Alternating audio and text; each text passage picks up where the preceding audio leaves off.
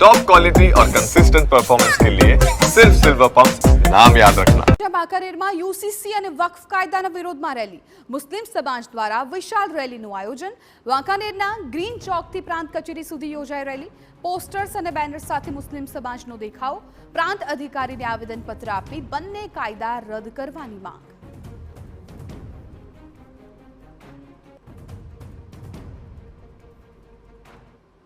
વકફનો કાયદો બંધારણના આર્ટિકલ 26નું ખુલ્લું ઉલ્લંઘન છે.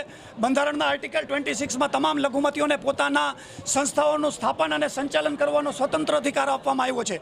પરંતુ કેન્દ્ર સરકારનો નવો વકફનો કાયદો મુસ્લિમોની મસ્જિદ, દરગાહ, કબ્રસ્તાન, મદ્રસા, યતીમખાના વગેરે જે ધાર્મિક સંસ્થાઓ છે એમાં ડાયરેક્ટ સરકારના હસ્તક્ષેપ કરવામાં આવી રહ્યો છે. એટલા માટે અમે જે નવો વકફ કાયદો લાવવામાં આવ્યો છે અમે એનો વિરોધ કરીએ છીએ અને કેન્દ્ર સરકારને અપીલ કરીએ છીએ કે નવો વકફ કાયદો પાછો ખેંચવામાં આવે. એમ કહેવામાં આવે કે વકફ બોર્ડમાં બીજા ધર્મના 2 પ્રતિનિધિઓને મૂકવામાં આવે.